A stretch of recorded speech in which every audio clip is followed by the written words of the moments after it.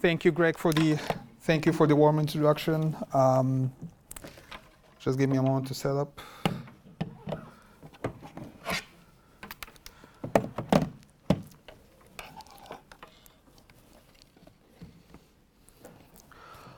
Okay, while we are doing this, raise your hand if you majored in computer science or machine learning. Okay. Yes.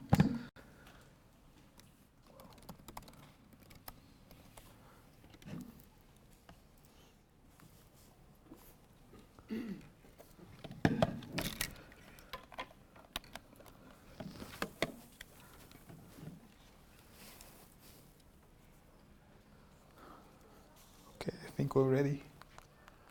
Okay, so the talk today is going to be easy, especially to those who have majored in computer science. It's just going to be introduction, more like intro to an intro. I think we're going to plan to have like a longer 6-hour boot camp kind of session to actually like go through exercises of time series with code and even the productionalizing and all this. So I did not major in computer science. I'm an industrial engineer, like you heard. And so I didn't get a formal education in machine learning, as in I didn't have a data science class in school or a machine learning class in school. But industrial engineer, you know, I've had my fair share of mathematics, statistics, and of course, operations research, optimization, which is basically the engine behind machine learning. And then I got to learn about machine learning more in my PhD dissertation research. In fact, I started using neural networks before knowing how neural networks work. So using MATLAB Simulink, and there's a blog there for neural networks. And I used to use it for short-term forecast, and it was working great. I had no idea at the time how neural networks work, but then I studied later and I understood. Not to waste too much time in the introduction. So this is the agenda for today. So I'll go very quickly about what is time series and what are the different options for tackling time series problems. And then there's some sort of a break in the middle because depending on how the time goes, I didn't want to try to shortcut one of the most important parts of this talk, which is anomalies and their challenges in the industry. And I learned something from being at the school and then interning at Disney and then coming here to eBay is that the problems and the competitions and the problems in the university that we publish papers on are far from being applicable in industry. So we will discuss that. And then if we manage to finish, you know, and we still have more time, so I'll go back to the technical talk and give introduction about how we can further improve and create dashboards for the machine learning models. So the first talk is what makes data set a time series? So is it the timestamps? Not necessarily, it doesn't have to have timestamps, but actually it's the sequence. Time series data are data that are recorded at equal intervals and in sequence, and there's dependency between one data point and the one before it. Not necessarily always dependency, but that sequence has to be fed exactly the way it is into the model, and the order of prediction matters as well. They may have or they may not have patterns. We'll go over this and we'll discuss what the difference between just a normal time series and a seasonal time series. So our data sets, like promised, it's real industry data set, but it's not eBay data set. It's still e-commerce data set. This is advertising data set, and it's available online. It's from the Numenta Anomaly benchmark. So there is a link.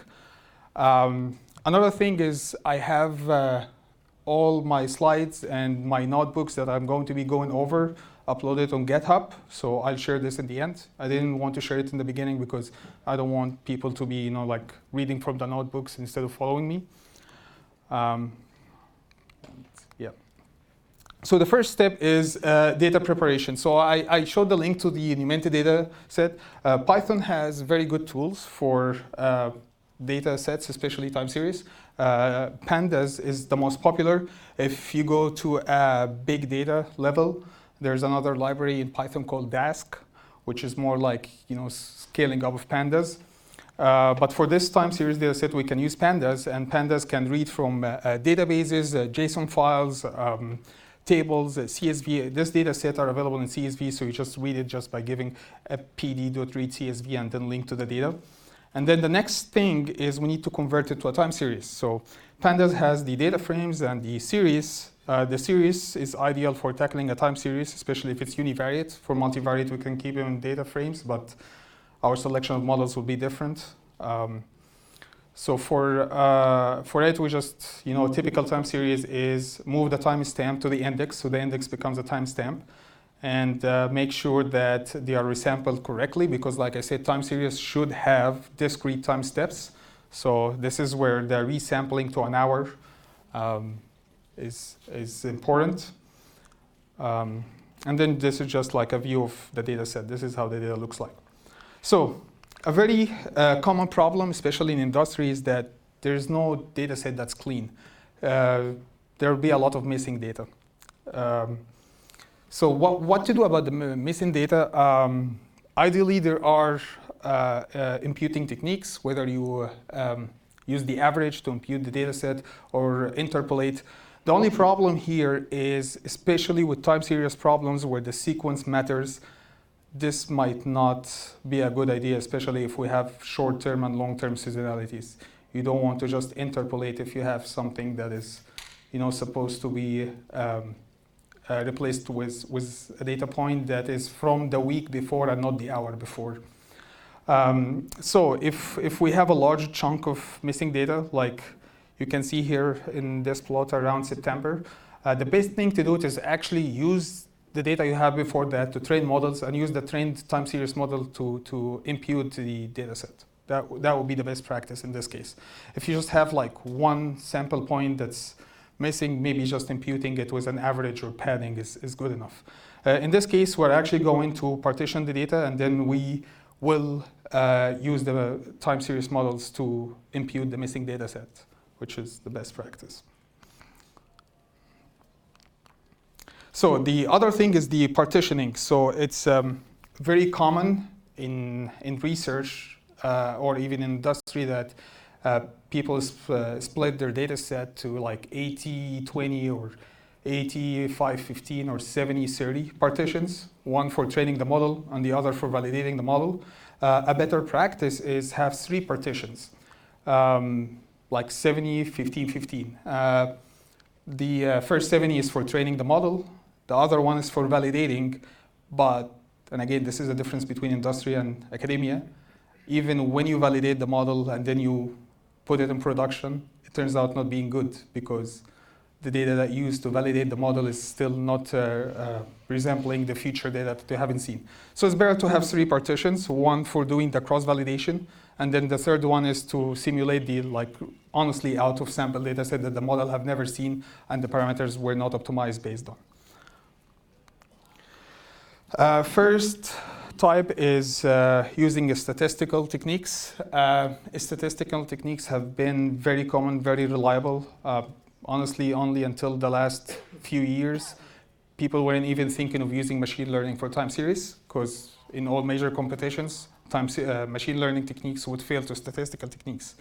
Only recently, I think there was a Kaggle competition about 4 years ago, and there is an M competition, M4, that was in 2018, I think, and the results were finalized in 2019. So this is very recent, and they found that some of the best models were a combination of statistical models and machine learning, and that's why people now are more aggressively tackling machine learning for time series. Before it was just statistics all the time.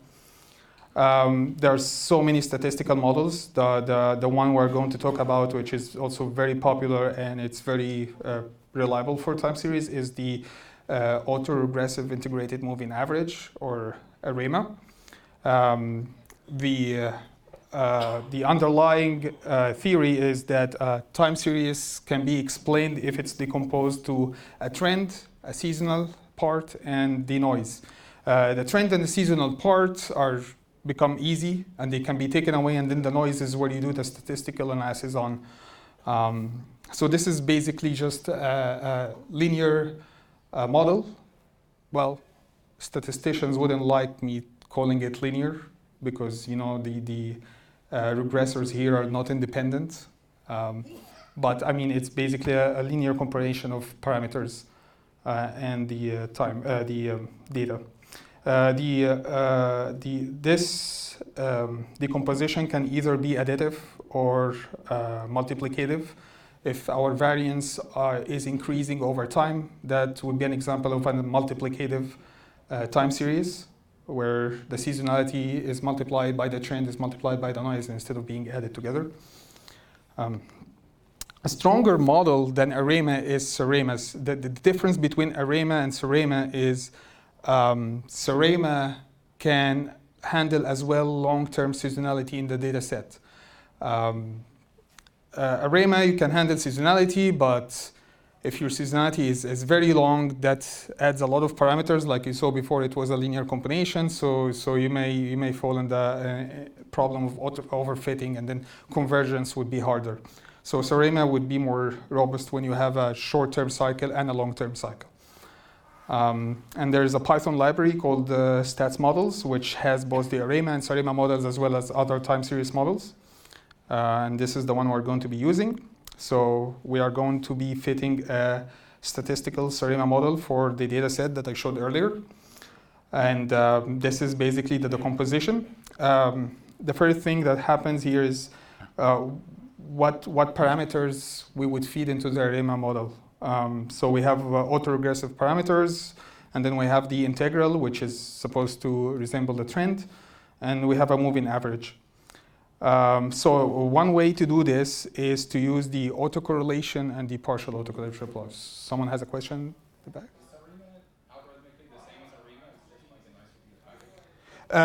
AREMA, no, there's difference. Basically, AREMA is, yes, the seasonality. So you have more parameters in AREMA, but it's hard to explain, but basically as if you have two AREMA models, one for the short term, another for the long term, and they're multiplied together. So that's the difference between, well, that's very naively the difference between AREMA and SAREMA, but they are not the same. And the optimization of parameters is also a little bit different. SAREMA uses a technique called BFGS, which stands for 4 names. I don't remember the names, but the way you get the parameters is different.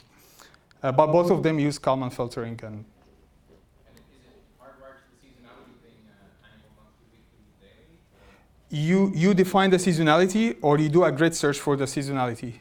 So it's hard coded, yes. So why do you have frequency equals 24? Should it not be 12? This is hourly data set, and the frequency is 24. We noticed that we did the correlation, and I'll show the correlation plots, but you'll notice that the highest correlation you get at the 24 interval. So this is a seasonality, which is also kind of logical. This is, e-commerce data, advertising data, and like people sleep at night. People are more active during the middle of the day, so it's 24-hour seasonality. So subject matter experiences also helps with improving the modeling of that. So the autocorrelation plots and the partial autocorrelation plots. Autocorrelation is basically like what it says. It's correlating one data point with another data point at a certain lag, just simple correlation. And using statistical methods, you can see the blue region, that's the confidence interval. Basically, anything that's outside the blue region would be a significant correlation. Partial autocorrelation is similar, except partial autocorrelation at, let's say, lag 2 is computed by after taking the effect of the correlation of lag 1. So it's after you remove the effect of the previous lags, then you compute the correlation, and that becomes the partial autocorrelation. So there are some rules of thumb, and then Duke, there's this link here. Duke has a list of the rules of thumb that you can apply to estimate these parameters. And what we see here is if you see exactly at every 24 interval of each of 24 legs, we have this kind of like spike. And that's how we know that this is a 24-hour seasonality. And we can see, for example, in the autocorrelation that the first 3 legs have good correlations. But in the partial autocorrelation, once you take into account the first leg, the second leg, and the third leg don't have that strong of correlation. Usually what you do is you use the autocorrelation plot to estimate your moving average, the number of legs for moving average, and the partial autocorrelation plot, you use it for estimating the number of legs for the autoregressive component. So just judging, we're not going to do any great search or any optimization. Judging, we can decide that we want to have 3 legs for the moving average, because we see that we have here 3 legs in the autocorrelation that were significant, and just have 1 for the autoregressive parameter. And we use also an integral of 1. This means basically the first order differencing. So it's as if you are looking at the rate of change in the data, and you are predicting the rate of change, and then you add that back to your data set, and that gets you the actual prediction. And then we can train the model. The good thing about statistical models is that they are easily interpretable. So we can look at the summary of the model. We can get some statistical tests on it. For example, we can analyze the p-value and see which components were more significant. As you see, all of them were significant except the lag 1 moving average were insignificant. We can also see the log likelihood, the AIC and BIC, which are more of like measures of the quality of the models. The smaller they are, the better. So if we're comparing different models. And there are some things like the heteroscedasticity. That means that our errors actually are increasing over time, so that they weren't normally distributed, and so on. Next thing is we forecast. Again, it's just a simple model to get forecast, and also statistical methods have the confidence interval built into them, so we can also compute the confidence intervals. And we can then look at the quality of our forecast. So this was our data set. The forecast is in green. As you see, the heteroscedasticity was obvious, which means that either this is bad model, or we just needed to use different parameters, or we assumed Gaussian errors where they are non-Gaussian, or we should have used a different order of differencing. There are a lot of things that could have gone wrong, but this is basically the beauty of heteroscedastic. So if your data happened to be like a mean reversion process, where everything is kind of returning, could an ARIMA model capture that or not? Do you understand what I'm saying? So a mean reversion process would mean there's something is causing it to kind of return to that general operating region. Yeah. And it looks like here, obviously the uncertainty gets more and more Yes. spread out, whereas I guess. Yeah. So to repeat the question, basically, is there something that we could have done to capture that effect? So yes, there are things. And honestly here that we're going to see later as we go through this presentation is that we will improve this forecast. Okay. And specifically, I was wondering if an ARIMA model is capable of representing that. Yes. Again, it's about how you set your parameters. So using a different order of differencing might have improved that. Using different parameters might improve it. There are other things that you can do without using the ARIMA model on its own. Is that remember, ARIMA works on the noise. So maybe you should have done different way of pre-processing the data set to get a noise that are better represented with ARIMA models. But this is actually a very good question, because there's another problem, which is most time series forecasting models are for short term. Long-term forecasting requires a whole different approach. In reality, even when you do short-term forecasting, when you are trying to do long-term forecasting, forecasting is still for the short term, and then iteratively you are improving, refitting your model or adding another model on top of it, which also we're going to discuss that later.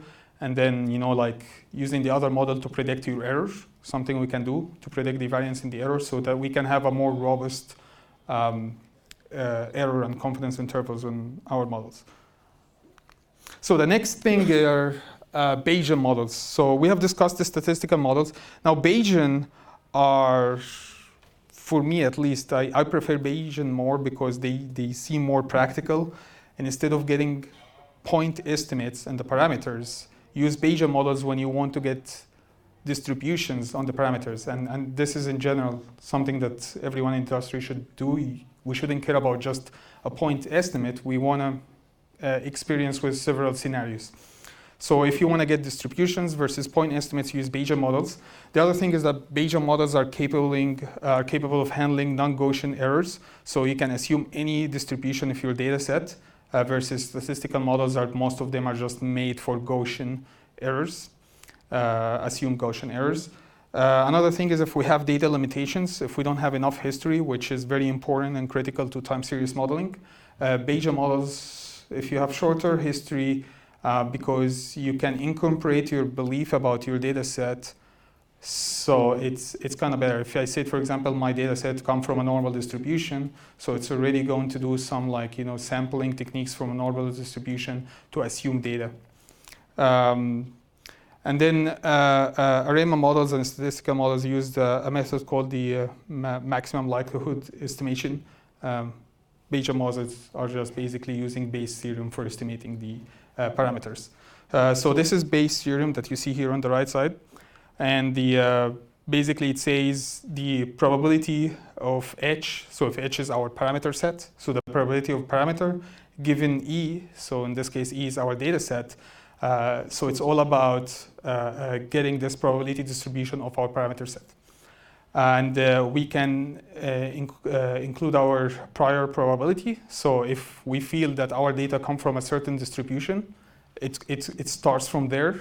So we apply our knowledge in it. And then the other thing is the integral part, which is the denominator here.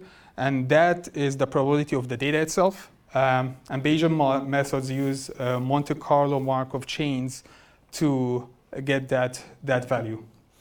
So in Python, there's a good library for time series called PyFlux. There are actually other libraries. There's one called PyMC3, or PyMC if you are using Python 2. And these libraries have a set of models that use Bayesian methods to fit the models.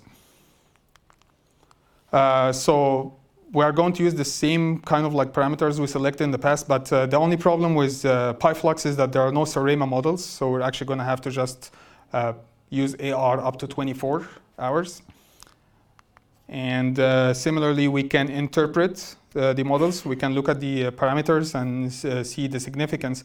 But the other thing with Bayesian inference is that we can get the distribution of the parameters, so we can do Bayesian inference on the parameters.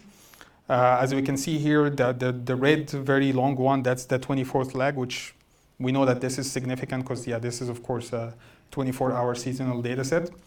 So that gives decision makers more options to experiment and have different scenarios based on different parameters and then be able to make better decisions. Similarly, we can forecast, and we can also get the confidence interval. The forecast we can see for the short term, at least it was more stable, but then it ended up getting worse as we go on. And one reason for that is because we don't have seasonal. We just assume that the autoregressive part goes back to 24-hour, but that also can be improved. So the next is using machine learning models, and the machine learning is now we have to define our problem differently. Reason is machine learning, there's no machine learning library, at least that I'm aware of, that is specifically made for time series. They are all made for supervised learning. So we have to redefine the time series into supervised learning by creating a set of inputs and a set of outputs. So basically, you take the time series and we put it in a matrix form where our set of lags are our columns, and then the target in another column, and that's the That process is called just conversion to supervised learning. So in doing that, we also have to consider that some machine learning models, actually the core machine learning model like decision trees or k-means and support vector machines, these are all models that are made for interpolation, not extrapolation. So meaning that they fit a curve to a specific data set, and anything you're trying to get, it is getting from the curve that was fit based on that data set. So it doesn't understand the order of the data. In other words, if you would say, we're going to fit a decision tree in a data set that has seen a maximum of 100, and I had a trend. So if I gave it during production, during deployment, if I gave it something that is 102, it will still make it match the same result for something that was at 100. If it's 200, it will make it match the same result of something that was at 100, because they only interpolate, they don't extrapolate, they don't understand trends. So there are ways of doing this, which is basically like we did with AREMA, is that instead of fitting a data with a trend, we have to remove the trend from the data and just give them stationary data.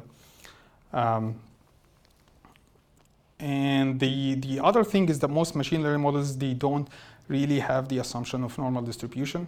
Neural networks, regression, these are also called machine learning models, but they do have that. But if you use decision tree, then you can work without having to worry about the distribution of your data set. In the example here, I'm going to show is just using decision trees. Decision trees are just like the name says. It's a decision tree. It looks for splits in the data that maximize the outcome. So for example, here I have a silly decision tree about, what they are going to do with their day. If they have work, if yes, then they stay in. If they don't, then they look at the next data set or next feature, and then so on until you have like each node is pure, meaning that you can no longer have splits. That can also be transformed to a regression. But like we see here in the chart on the right side, when you use decision trees for regression, you are not exactly fitting curves. You are more like fitting like lines, straight lines to each block based on, the similarity and the difference between the data. Comment? Sure. Cubist, the leaf of each tree in Cubist, it'll fit a regression. I'm sorry, can you repeat that? With the algorithm called Cubist by Quinlan, Yeah. like the C4550 guy. Yeah. So in Cubist, then at each leaf, it'll fit a regression. So you can have Yeah. a more continuous split. So there might be a solution. This is basically just the binary decision tree. So I'm not aware of that algorithm. Cubist, you said? Cubist, yeah. Cubist, yeah. So there might be an algorithm called Cubist that actually feeds a regression model for every. Oh, actually, that's actually what's happening here. But it really depends on your decision tree, because if you use that, you may end up having a very large decision tree, and that might be overfit. Well, it's up to you to control the Yes. size of the number of Parameters. per leaf Yes. before you fit a regression within the leaf. Yes, that is. Minimum number of records per leaf. That is true. So we will discuss that later in this conversation, which is how do we do hyperparameter training, because decision trees on their own are definitely going to be overfit. So we have to control, the number of splits, the number of nodes, and the decision tree size in general. There is a library also in Python. I think everyone is aware of it, scikit-learn. It contains a lot of machine learning models. One of them is for the regression trees. This is just a simple without defining any hyperparameters. If we were to just use one. First, this is the pre-processing, how we transfer the data to a supervised form, and then training from the scikit-learn. We have to remember, in reality, decision trees on their own are not good. So ensembling, like using random forest or gradient boosted trees, is a better option. And the other thing is that we do need to select the parameters carefully. So doing grid search or some other methods we will discuss later. So this is the forecast with the simple decision tree model that we created. And that was created with different set.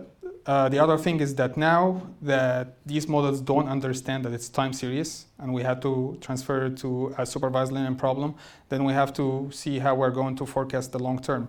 One way to do this is to do a rolling forecast, meaning that you forecast one time step ahead and then feed it back into the model and then forecast the next time step and so on. And that's what I'm doing here, rolling. But also these models can map a set of inputs to a set of outputs. So you can have a model that, let's say, forecasts 24 outputs of 24 time steps ahead in just one go, and then you feed these 24 back in and so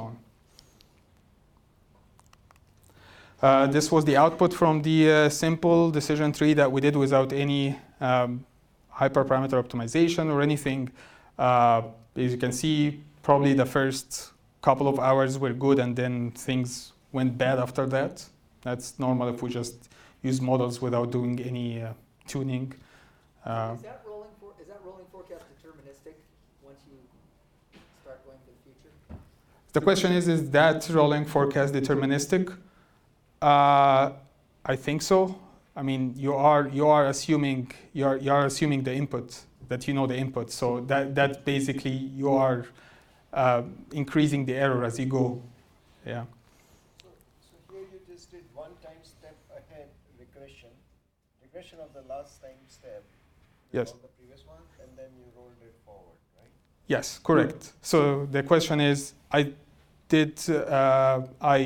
predicted or I forecasted one time step ahead, and then I used the history before that time step ahead to regress it, and then I used that time step that I regressed as new history in addition to like also other history to regress the next one and so on.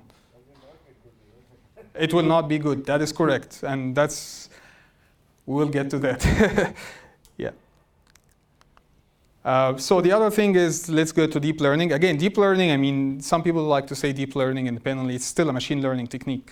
But it usually refers to a neural network, a specific type of neural network, which you actually have several layers, and that's what makes it deep. Multi-layer perceptron is the most basic form of the neural network, the deep learning. When someone says artificial neural network or someone says deep learning, usually they are referring to a multi-layer perceptron. And then, of course, variations of these. Multi-layer perceptron is also the closest thing to a statistical method from machine learning.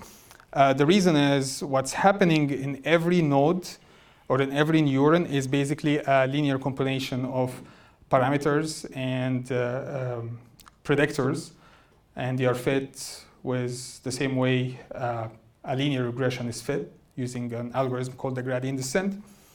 But now, because we can stack these layers on top of each other, or stack these neurons on top of each other and like in sequence, so we can use a nonlinear modeling technique to capture what linear algorithm and its all cannot capture. The simple multi-layer perceptron is a feed forward, and it has no memory. And I'll discuss in the next slide what I mean by no memory.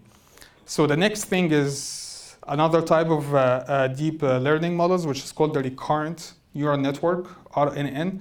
The difference between this and the normal neural network is, and instead of just mapping an input to an output, where in every iteration you are computing the output with an independent set of input, recurrent neural networks also consider the output of the last step during the last iteration in the current one. So as you see here by this kind of red cycle, so you have input, output, but you're also taking the output of the last iteration or the last time step.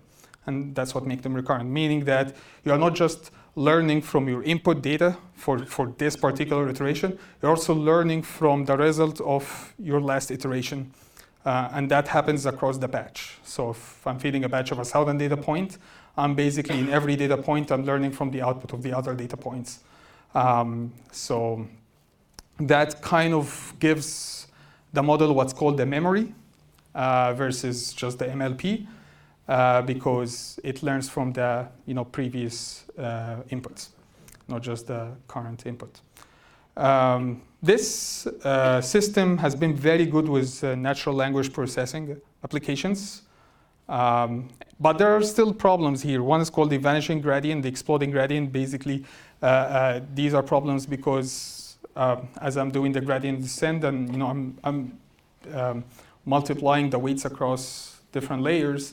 If my weights are very, very small, then I'm multiplying almost zeros, then that my gradient will vanish. Or if they're very large, my gradient explodes. So there's another solution to this, which is another form of recurrent neural network called the LSTM, or the long short-term memory. This is better with the problem of vanishing gradients. The difference between this and RNN is instead of just learning from the history, this has a system, which is how this neuron is formulated, that decides what to keep in memory and what not to keep in memory. And that's why it's called long short-term memory. It has something called the forget gates. So basically, this is capable of holding information from even thousands of steps in the past if it finds that these are actually important and they improve the accuracy. And at the same time, it removes information that may be problematic or might not be relevant. And this is called the state. The state of the unit is what it keeps carrying over the different iterations from information. So it's basically having something happening like another memory on the side that keeps information or forgets information as needed. So in Python, there's a library called Keras. There are other libraries, there's PyTorch as well, but Keras is the one I use. Before, we also need to pre-process this as it's called the supervised learning form. The one difference here is that when we formulate the inputs, we were just formulating a matrix of observations and features. In recurrent neural networks, you need to give it a third dimension. So it's basically observations. You have to define how many time steps and the feature for every time step. Then we decide the architecture. So Keras, when you are building a neural network on Keras, you first have to call the first thing, which is called sequential, meaning that you're going to be adding layers in sequence. That's just basically how we started from Keras. And then you can add the layers and you can define the type of the layer. And you can actually play with this. So you can have some MLP layers on top of some LSTM layers on top of some RNN layers. You can play with the architecture. People are playing with the architectures all the time. And then, if something works, they end up publishing that and making that open source, like WaveNet and things like that. It's just a specific architecture. That's what it is. So here I'm just doing a simple architecture, but it's still a deep learning because there are several layers. I'm giving 2 layers of LSTM and then 1 layer dense. That's the output. 1 layer, but it also has 1 node, meaning that I'm only doing 1 step forecast. I can do multi-step forecasts if I want. If I feed it instead of 1 feature for the output, I can feed multi-column output, and then that becomes a multi-step ahead if I want. Does the 5 on the first line mean that you're looking at the previous 5 time steps at every time? Okay. Yes. So again, that's my shape. So I have the observations, which is basically my batch size. And then for each observation, how many time steps, and for each time step, how many feature. So I have 5 time steps I'm looking at, and I have 1 feature for every time step. The difference between using neural networks and other statistical machine learning techniques is that actually there's no easy way to determine when a neural network must stop. So you basically just select a number of iterations and hope that that's a good number of iterations. So kind of to expand on that point, is basically a neural network chaotic? That is, in essence, if there is no, beforehand you'd go on and see basically perhaps the weights potentially start going to 0, or they go on and amplify up, or they hit a steady state. That's not true here. I mean, it turns out that basically these things could oscillate and blow up. So you can have a rule, you can define a rule, but again, I repeat the question. So are neural networks chaotic, meaning that even if, the change in your gradient or your tolerance is low, they will keep going, they won't stop. And the question is, and the answer is yes and no. There are some options in the library that you can use to, kill it, make it stop, based on, how your tolerance is improving, or how your error is behaving next to your tolerance. But what I meant before is when we use, for example, AREMA uses statistical techniques to decide when it is going to stop, like the AIC and PIC, and also depends on the number of parameters in it.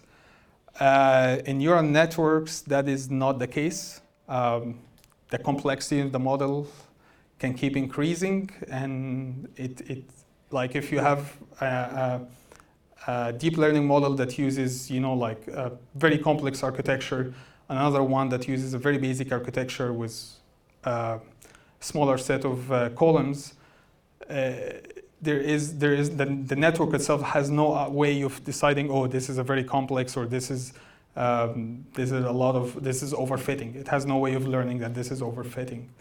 In an earlier slide, you divided your time series into a validation set and a test set. Yes. Can't the validation set be used for that here? Question is, can the validation set be used? And yes, the validation set can be used. Actually, Keras allows you to add a validation set while it's fitting. I'm not doing this because I'm just doing like simple stuff. But yes, you can use your validation set, and you can put a stopping rule on your validation set. Problem is, validation set does not always help when you start looking in the future outside of the validation set, because you would basically be fitting a network to a specific set of data, and it will fit it very well to that specific set of data, and you will see that, and then you put it in production, and it's nothing like it told you during the validation set. So these are very good questions, by the way. So the next, I'm just going to forecast. Again, this is rolling forecast. So meaning I'm forecasting one step ahead and feeding it back into the model as a new input, and so on. And then when we look at that, we can see that, one problem is that I just used 10 iterations. That was my judgment, but 10 iterations maybe weren't enough to capture it. But again, this is also a problem of rolling forecasts. The error increases over time. So to speak a little bit about this, there are different ways of doing this so that we like better than the rolling forecast. The first one is the iterative forecasting, which is what we did. That's called the rolling forecast. The other thing, which we also can use as rolling forecast, but is to use direct forecasting, meaning that sequence to sequence, meaning that instead of forecasting 1 point ahead of time, you can forecast 24 ahead of time. So I can, for example, map the last 24 hours to the next 24 hours, and then use that to forecast the following 24 hours, and so on. And then the third thing, which is actually my preferred for seasonal time series data, is if you can decompose the time series, since machine learning models don't really understand the inherited sequence in the data. So if you can decompose it like by the day of the week or the week of the year, and then have a neural network for each particular day or week, and that can help with the problem of the error increasing over time. Okay, so this is the pose. This is the part I wanted to talk about, the nature of anomalies, before getting back to like the Python stuff. So these charts are taken from Anodot online documents. Anodot is a anomaly detection as a service company, and they are speaking about the common types of anomalies you see in industry. One is the global anomaly, which is, like you see here, is just basically a data point that's way outside the distribution of your history on its entire history. The other thing is the conditional, which is a data point that's not outside the distribution of the data, but it fell in a specific part or a specific group where it's outside the distribution for that group. So that's, for example, if you have seasonality, so then your distribution is going to be large, but depending on the hour, that distribution is going to be smaller, and then you can have a data point that is farther away from the mean for that particular hour, even though it's not farther away from the mean for the entire data set. And then the other thing is combined or collective. Collective anomalies are basically anomalies that in a single metric, they are not really away from the mean, or they are not out of the confidence intervals, but if you sum it over several metrics, it becomes away. So if I have a small deviation, that's not sharp deviation in one metric, that might be okay. But if at the same time I had the same deviation in 10 other metrics, then there might be something going on there. And then there is something that I want to add, because that's my work here, so a type 4 of anomaly, and that's what we call a slope lead anomaly. So everything we have talked about before is, like this chart we see on the left side. What we face, and that's what we try to solve here at eBay in my team, are anomalies that, regardless of if you do combined metrics or if you do global, it's still within limits. And when you detect it, it's already too late. And that's the difference between an outlier and an anomaly that's not an outlier. Basically, every time you hear anomaly, people are referring to outliers. But in reality, anomalies are just things that are not supposed to happen, even if they are not outliers. So for example, here in this chart I have on the right side here, there are 3 indications of a problem, and the outlier only happened the last one. The first indication is that I have a downward trend that I shouldn't have had. And that downward trend, when I'm doing rolling forecasting, or even if I'm doing forecasting, not rolling with actual data points, but I'm just retraining models and feeding it, it's biasing the forecast. So the confidence intervals will also have downward trend. And then, and at that second arrow, my rolling variance started vanishing. Meaning that, I used to have this kind of like zigzag noise, and then all of a sudden my noise became lower. And then after that, that's when I had a sharp enough deviation to be labeled as an anomaly. But that's already too late. So in reality, in industry, we don't really care about outlier detection, because outlier detection means we already are too late in discovering the problem. So the question is, can we do things to find anomalies, before they become outliers? And that's the work that my colleagues and I do. I'm not discussing this today, but hopefully we'll get an SRE Con next year, and maybe KDD, because we have stuff that we file patents for.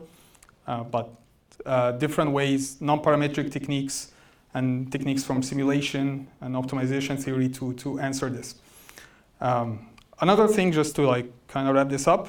So in industry, we don't care about outlier detection. We care about problem detection.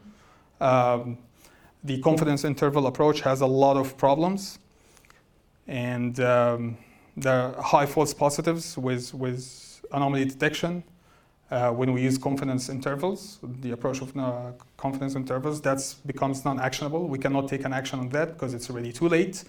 Sometimes the anomaly happens, and the outlier happens, and then no more outliers, because some automated system kicks in, to fix itself. But the loss has already incurred. So we want to stop things before, the automated system goes to roll back to the last working code or something like that.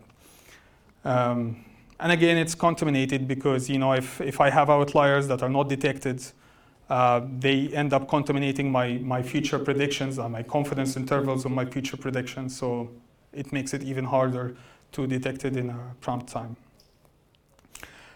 So far we have been talking about parametric approaches, except decision trees. Decision trees are not parametric approaches.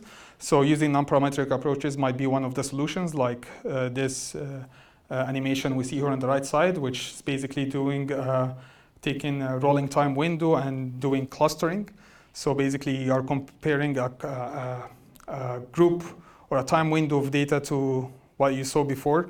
And that might be one way to capture, these slow deviations. Might be that's not actually what we're using, but that's something I used in my dissertation, and that was working.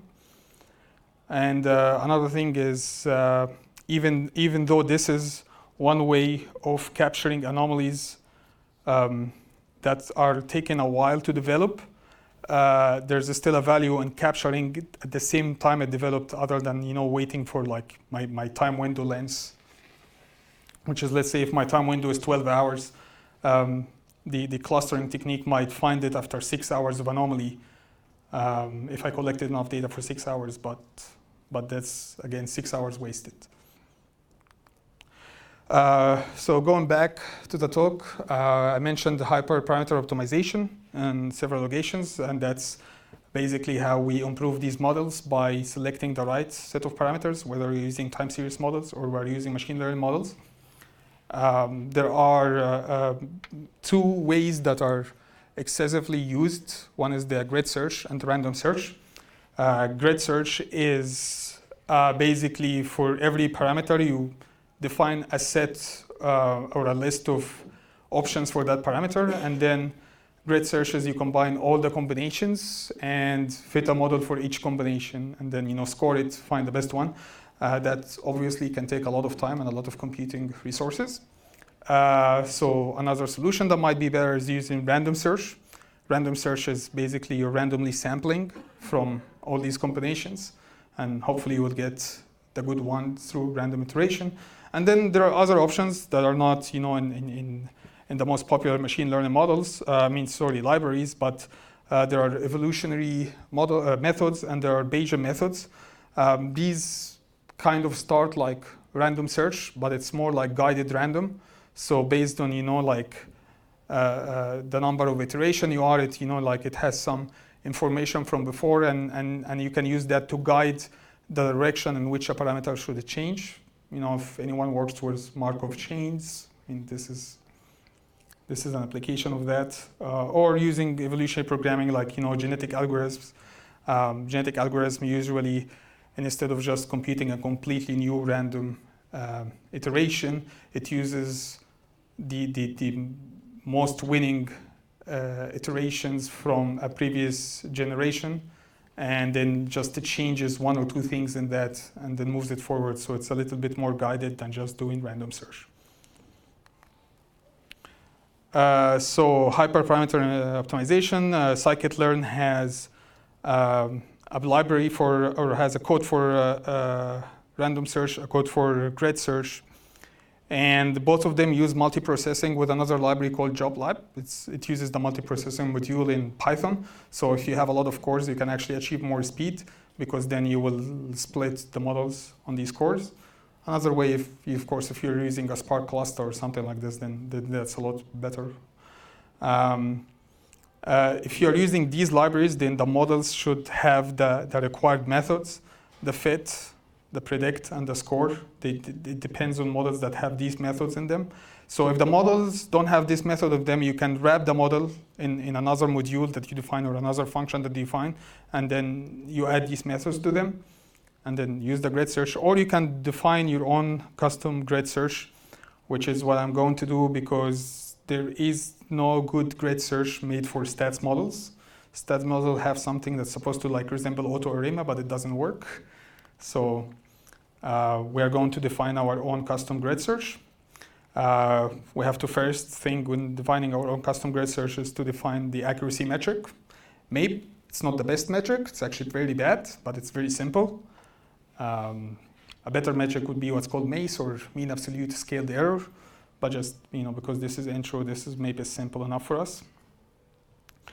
And then we define, a test function, which is basically computing the error on the model, and then we have to define that as a separate function. And then define a function for wrapping the parameters, how we're going to feed the parameters into this grid search. Because, Arima takes the inputs different than, other models, so you have to give that input to it.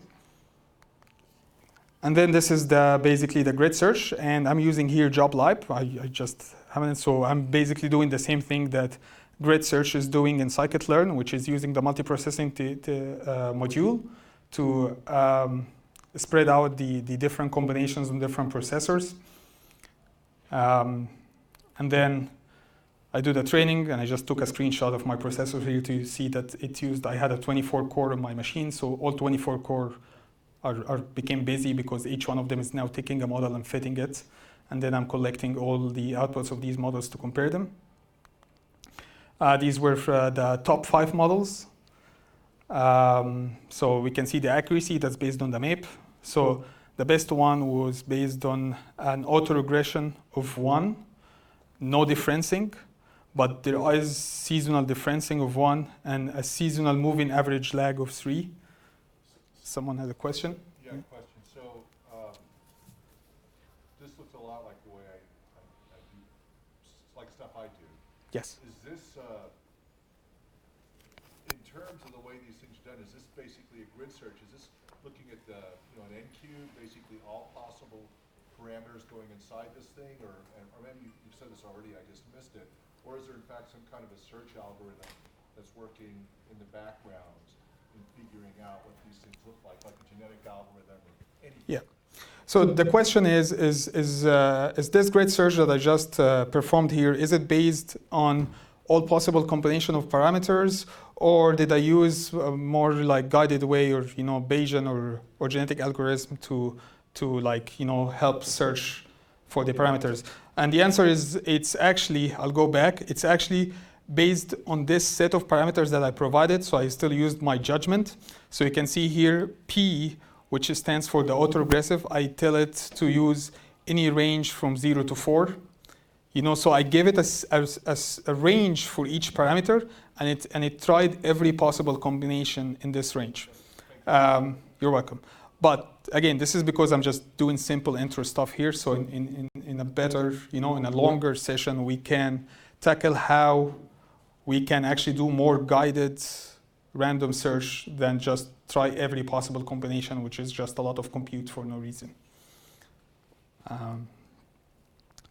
This was this case. So we found the best combination here. And the other thing is, let me see, did I miss it? Yeah, so I wanted to note here, and that if you see highlighted in yellow, is that this combination of parameters that I gave it ended up being 1,024 models, just by doing 4 options for moving average and 4 options for autoregressive and 2 options for the differencing. When you get the combinations, all possible combinations, this increases up very easily. It becomes 1,000 something, and because I'm using the multiprocessing technique, it only took me 17 minutes. That's only a few seconds per model.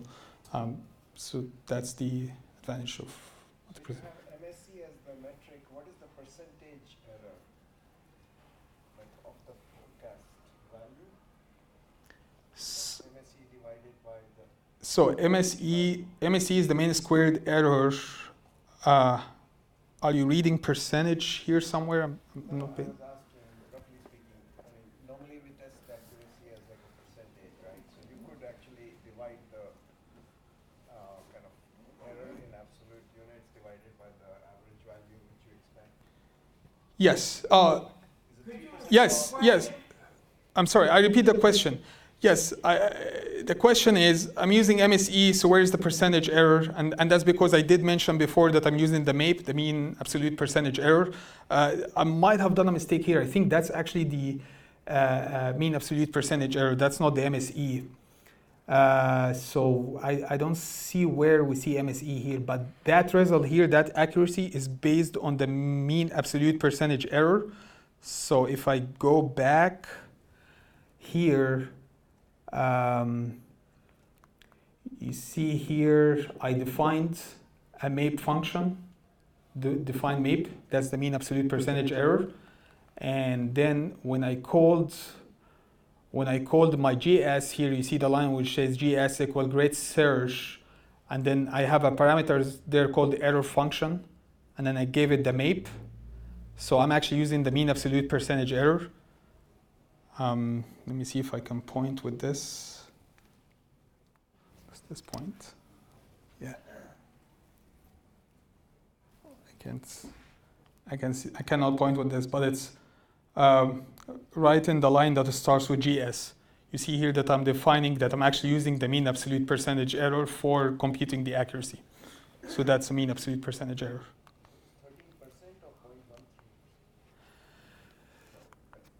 13% or 13%, that doesn't give you the output. So that here would be 13% because yes, in my error function, I'm not multiplying by 100. So I didn't multiply by 100, so that's basically 13%. 0.13 is basically 13%. So let's put this into like, let's create the forecast now with the optimized model. So here I did the grid search with the validation set, and then I left the test set, and we can see here that now we don't have the same problem of the heteroscedasticity with the confidence interval or with the error. So now I have a more reliable forecast. We can see that the error improved by far, and that's more useful. So the last thing I'll talk about is the ensembling. So far we have talked about the very basic models, how we tune them, and then the other thing we can do is just we can ensemble these models so we can improve our accuracy by actually combining different models together. One sort of ensembling is what's called bagging. Bagging is basically having several models, weak learners, kind of like blind models. Each one of them is looking at a specific part of the data set and making their own prediction. That prediction is probably going to be bad, but when we combine them all, aggregate them by some method, we will get a better prediction. Boosting is adding the models, but instead of having them work in parallel, they're working in series. So we have a model or a set of models. We get the forecast of them. We compute the error, and then we put another model on top of that, to improve the error, and then another model on top of that, and so on. So that becomes a series. And then stacking, which is basically a combination of both. We can do this manually, or we can use, for machine learning, there are some libraries for bagging or for boosting or stacking decision trees. So for bagging decision trees, there's random forest that basically fits decision trees in parallel, but each one of them is only looking at a subset of the data set or subset of the feature set, and they're very weak, and they're much smaller, and usually this makes them generalize faster instead of like overfitting. So basically, this is how we forecast with this. So one thing I wanted to mention is this is all posted on GitHub, so you will be able to see all this code. Question? Sure. On the meetup site for the event, can you post a link to the GitHub into the PowerPoint? Sure. Yeah. So I'll post this also on the meetup site. These are, by the way, things that I just created over a couple of weekends. So they are very, very basic. There are a lot that can be done in this. So this is the output of the random forest compared to the decision tree. We still see that it's bad with the selection I gave it, but at least we can see that it did capture seasonality. So if you remember the other decision tree, which is in the bottom here, it didn't capture seasonality at all, but this one captures seasonality. And as you can see, it's more general, as in the predictions didn't have so much variance in them. They were more smooth. The last thing is to conclude this. So we briefly discussed different methods. How do they actually compare with each other? So this is taken from a recent publication. This is from the Makridakis. I don't even know if I spelled that correctly. This is what's called the M competitions. There are 4 of this type of competitions. This is different and Kaggle. These competitions actually happen like once every decade or so. They are not every year. And these are the biggest when it comes to like time series. Reason is, compared to Kaggle, this is not about using one clean data set and trying, to like stack and bag the best combination of models to, fit to the data. This is, every data scientist have to come with their own technique, or with a technique even if it's not their own, but it has to perform well across hundreds of thousands of data sets, not just one data set. So again, when we talk about industry, versus academic versus publication, someone had a question in the back? The scale is less or more? Is the left values? Yes. Yes, I'm sorry. So on the chart, the y-axis here, that's the mean absolute scaled error, MACE. I kind of wrote this above it, meaning that the smaller the value, the better. Why Yes. is some beta? Some Excuse me, what is the question? Why is some arima? So yeah, there's an ARIMA model here. That's the second one. Some rima. I did not say it. Yeah, so ARIMA is just another variation of ARIMA. So basically, that's actually, it's not even just an ARIMA model. That's an automated ARIMA, and that does include seasonal features in it. But yeah, these labels, I mean, there's a link to the paper, so you can see exactly what every model is. But the first about 7 set of models, these are all basically statistical models, are like different types of exponential smoothing or other state space models like ARIMA. And as you see, they were the one that performed the best here compared to machine learning models and compared to other approaches. Now, this was taken from the M3 competition results, and the authors added some more methods on that data set to also test them here, because the first that M3 competition didn't have neural networks, so the authors added neural networks to it, and you can see them here in this chart. But this was, I believe, from 2018, and as I said, the M4 competition, the results just got published in 2019, earlier this year. So this paper was before publishing the M4 results. And the M4 results, one of the top methods, did have a combination of deep learning and statistical versus just using a statistical. So far, statistical methods are the more reliable, the most reliable when applied to a large set of data sets. Is this more a reflection of simpler things are easier to automate, and the more Yes. complex things, if you handcraft this, I bet I could beat an ARIMA. Yes. That's a very good question, yes. Is this more about, simpler methods are better in general than, more complex models? No, easier to automate, not better. Easier to automate as well, yes. Over a large data set. More simple methods are both easier to automate, are better, and also better accuracy. So in this publication, they actually, the authors compared the models not just based on the accuracy. So if you go to that link or to that paper, they actually compared the models on complexity. And you will see that there's a linear relationship, or there's a correlation between complexity and accuracy, meaning that the more complex models tend to be worse than the more simple models. Can you describe briefly the problem which this is attacking? Yes, so that's again, the question is, can I describe the problem which this was attacking? So this is the M3 competition, and one of the advantages of this over Kaggle is that this is not one problem. This is the results across 3,024 problems. The M4 was over 100,000 problems. So this is not just one data set. There are thousands of data sets, and this is the average across them. So again, Craig's point was very good, which is, if you give me one problem, I can handcraft, a complex model that fits that problem perfectly. Overfit. No, that can generalize well. I've competed a lot of times. For generalized for all other data sets, or just for a particular data set, and then generalize for the feature of it? For a particular data set. Yes, that is also true. Generalize well. Yes, you can, if you have one clearly defined problem with one type of data set, you can basically create a very general, very robust neural network for it that works very well with it. I'm not going to say that that's the easy or the best way to do it, but you can do that. Question is, can you apply it to a different data set? And that is less likely with more complex methods than with just basic statistical and Bayesian methods. So the last thing, just is only going to take a couple of minutes, is part of the job of a data scientist is not just create the results, but also how you communicate the results. Python has a very good set of libraries for communicating the results. Some of them are even production ready, as in they work with HTML code, or you can publish them on the web. There's a tool called, there's a library, actually a link called pyviz.org, which helps you based on your needs select which Python library to use.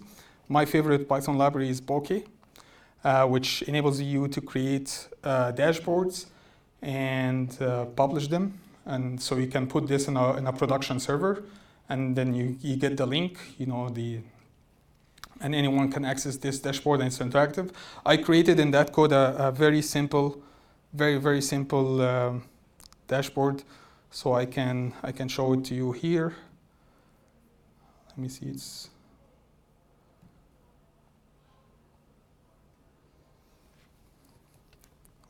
need to log in.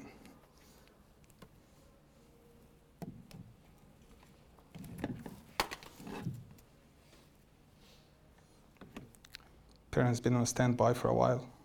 But all right, we're here.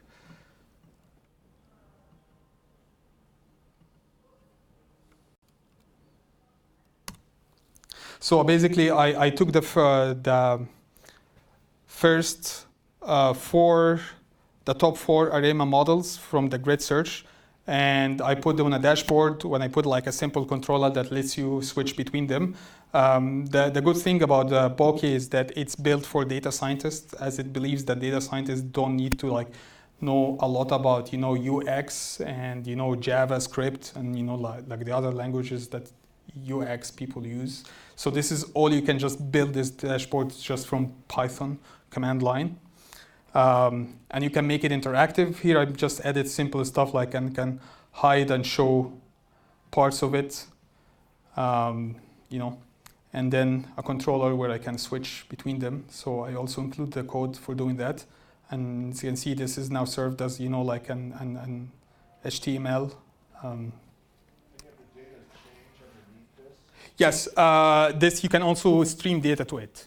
Bokeh supports that. Question is whether I can change the data. Yes, and actually, of course, because I have this is being recorded. I actually have dashboards that I create for my team with this, and they are production ready and everything. And they interact with Flask, which is another Python tool, which you can actually in Flask also like add some parameters that you want to change, like try different simulations, and then you get a dashboard specific to parameters you give it. And of course, as the data changes in the database, this can read from the database, so it always fetches new data and so on. It's a very good tool. And going back, and actually this is it. So if you have questions, I'll be taking questions now. The slides are shared on this link, which I'm going to share on the meetup page, and that's my email also for questions, feedback. There's a question there.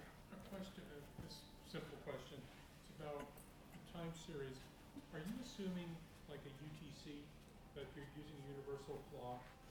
And then if you are, how do you account for geographical distance or geographical regions? Like in the States, if you're all using UTC, how do you not confuse like central from mountain from eastern, that you don't kind of muddy your data? Yes. So this is actually a very great question. This is a big problem that we face in industry always. I repeat the question. The question is in my data set, am I using UTC, UTC time format, or am I not using UTC? And if I'm not using UTC, how do I account for the different locations where my data is coming from, because different locations have different time zones. And before I give you the answer to that, this is actually a very good question. The reason is, people who create the database, I don't think they put in mind that there are data scientists that are going to be using their data for time series in the future. So they are created with time zones specific to the location of that database, or some of them are actually good enough to create them with UTC, like to record the data with UTC. So this is actually a big problem. The thing we do here is that we do try to convert everything to UTC. So if we have data coming from different places, and we are lucky enough to know, where's this data coming from. So in Python, there's a tool, PyTZ, where we can manipulate any time series, any timestamp to make it general in UTC. Or it's even better if you are using machine learning And in machine learning, you don't need to really put the timestamp itself or something like this. So just use the epoch.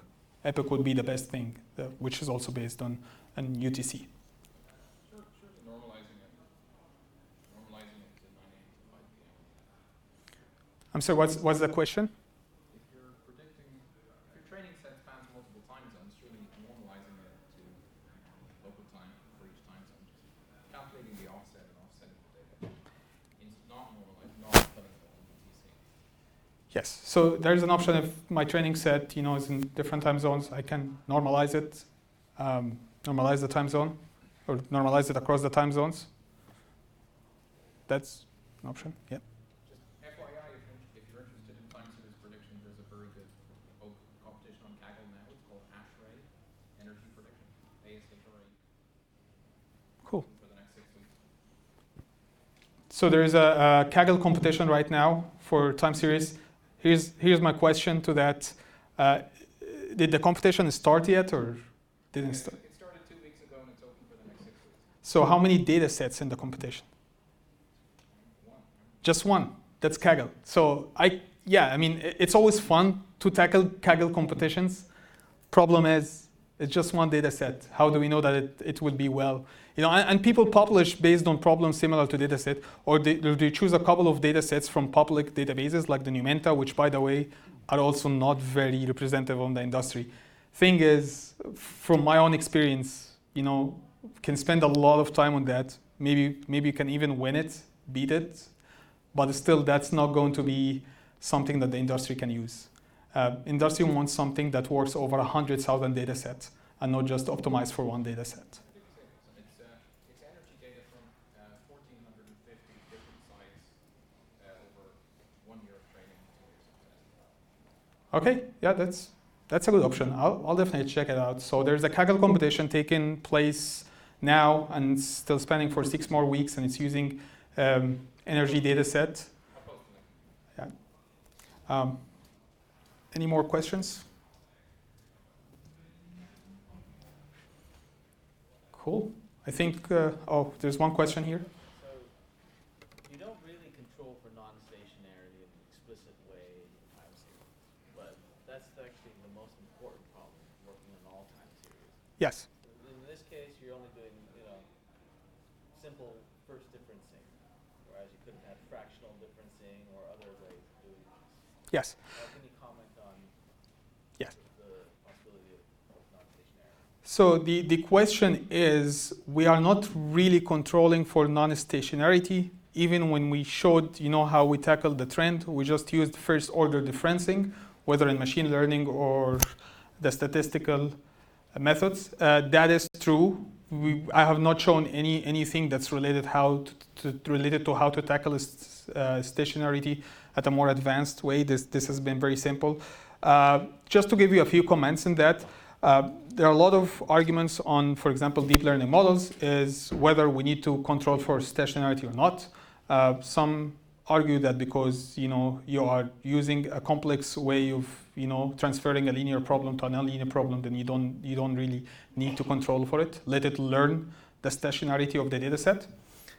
I don't always agree with that, but apparently it works. The Amazon people said let it learn the trend and the changes in the trend.